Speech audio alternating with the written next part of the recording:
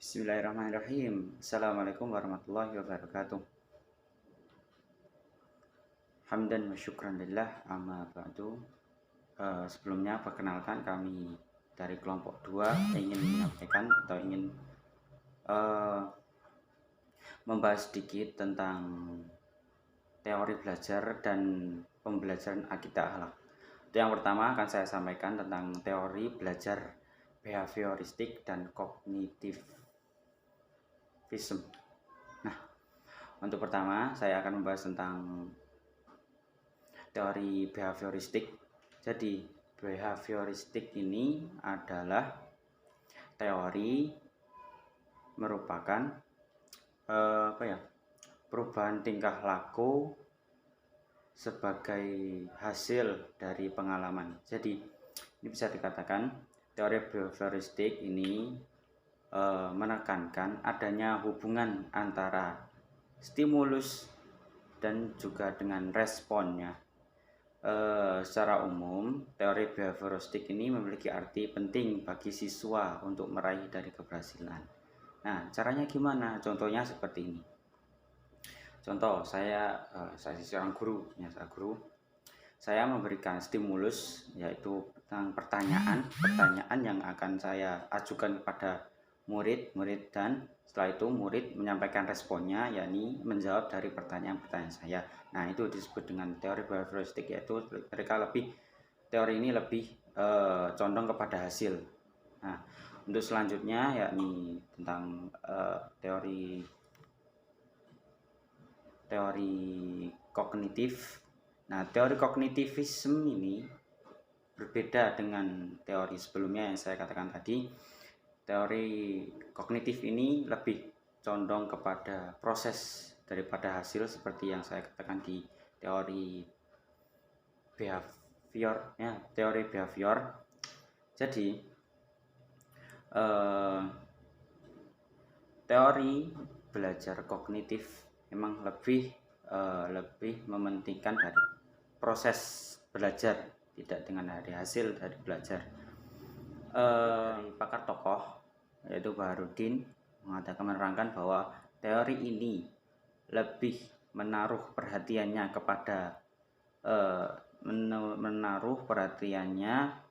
daripada peristiwa-peristiwa dari internal. Belajar tidak sekedar melibatkan hubungan antara stimulus dan respon seperti yang dikatakan oleh teori sebelumnya.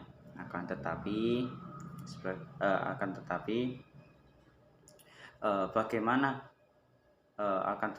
lebih dari itu, belajar dengan teori kognitivis ini melibatkan dari proses berpikir dari seorang siswa yang sangat kompleks. Nah, untuk selanjutnya akan dijelaskan oleh teman saya. Ya. Assalamualaikum warahmatullahi wabarakatuh. Saya Farhaya. Di sini saya akan melanjutkan penjelasan teman saya tentang teori belajar. Teori belajar yang ketiga adalah teori belajar humanistik. Dalam teori ini dijelaskan tentang menekankan pada perkembangan siswa secara karakter maupun secara kemampuan dan kepribadian siswa. Jadi dalam teori ini lebih mengacu pada pengembangan kepribadian dan karakter siswa. Dan selanjutnya yang keempat adalah teori belajar konstruksivisme, yaitu teori belajar yang lebih mengacu pada proses dan kebebasan siswa dalam menggali pengetahuannya. Jadi dalam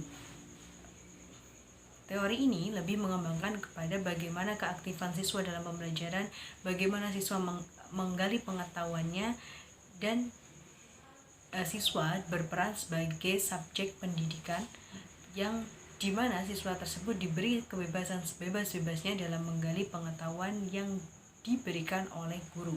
Jadi guru hanya berperan sebagai pemantik dalam suatu pembelajaran dan siswa dengan bebas dapat mengembangkan pengetahuan-pengetahuan yang diberikan oleh gurunya. Demikian penjelasannya. Di sini saya akan menjelaskan mengenai pembelajaran akidah akhlak. Yang pertama yaitu pengertian pembelajaran akidah akhlak. Pembelajaran dapat diartikan sebagai proses interaksi antara peserta didik dengan pendidik dan sumber belajar pada lingkungan belajar. Sedangkan akidah diartikan sebagai sesuatu yang dipercaya dan diyakini kebenarannya oleh manusia. Sedangkan akhlak diartikan sebagai sikap yang telah melekat pada diri seseorang dan secara spontan diwujudkan dalam bentuk perilaku atau perbuatan. Sehingga pembelajaran akidah akhlak dapat diartikan sebagai upaya yang secara sadar dan terencana dalam menyiapkan peserta didik untuk mengenal, memahami, menghayati, mengimani kepada Allah Subhanahu wa Ta'ala dan merealisasikannya dalam bentuk perilaku mulia di dalam kehidupan sehari-hari sesuai dengan Al-Quran dan hadis. Yang kedua yaitu karakteristik pembelajaran akidah akhlak. Karakteristik pembelajaran akidah akhlak akan menjadi ciri khas dari pembelajaran akidah akhlak itu sendiri bila dibandingkan dengan mata pembelajaran lain dalam lingkup pendidikan agama Islam. Secara umum, karakteristik pembelajaran akidah akhlak lebih menekankan pada pengetahuan, pemahaman, penghayatan siswa terhadap kepercayaan, keyakinan atau iman, serta perwujudan dari kepercayaan atau iman itu sendiri dalam bentuk sikap hidup siswa, baik perkataan atau amal perbuatan dalam berbagai aspek di dalam kehidupan sehari-hari. Tujuan pembelajaran akidah akhlak. Sebagaimana dipahami bersama, bahwa keberhasilan dalam sebuah proses pembelajaran itu ditentukan oleh kemampuan pendidik untuk menyusun proses pembelajaran. Berikut adalah fungsi dan tujuan pembelajaran akidah akhlak. Yang pertama, penanaman nilai ajaran Islam sebagai pedoman mencapai kebahagiaan hidup di dunia dan juga di akhirat. Yang kedua, pengembangan keimanan dan juga ketakwaan kepada Allah serta akhlak yang mulia. 3. Mental peserta didik terhadap lingkungan dan sosial melalui akidah akhlak, khususnya di masyarakat nih.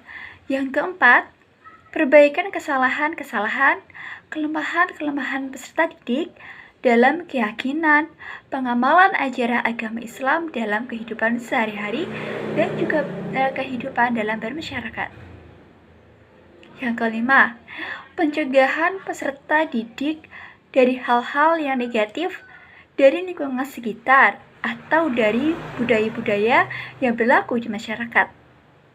Yang keenam, mohon maaf sudah cukup. Oke, di dalam mata pelajaran akidah akhlak bertujuan untuk yang pertama, siswa memiliki pengetahuan, penghayatan, dan juga keyakinan akan hal-hal yang harus diimani, sehingga tercermin dalam sikap dan tingkah laku yang sesuai dengan ajaran agama Islam dalam kehidupan sehari-hari.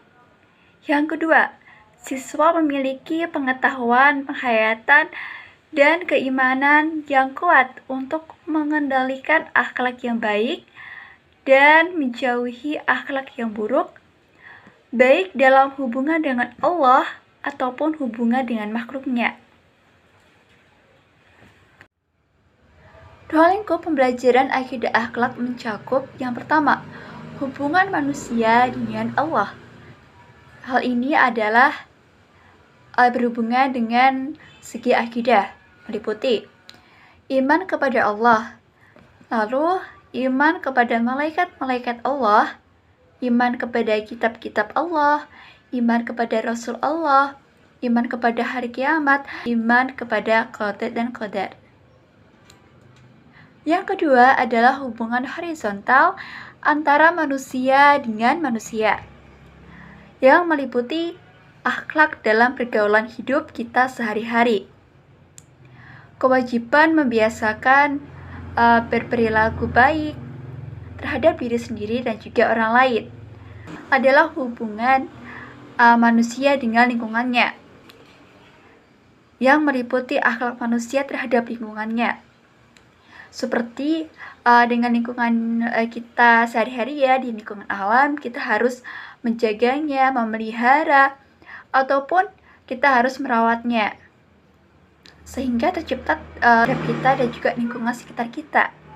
Dalam artian luas, kita berhubungan dengan makhluk hidup lain seperti hewan dan juga tumbuhan. Di sini kita juga diharuskan untuk merawatnya ataupun menjaganya sehingga tercipta hubungan ataupun timbal balik yang baik terhadap diri kita dan juga terhadap hewan ataupun tumbuhan di sekitar kita. Sekian dan terima kasih.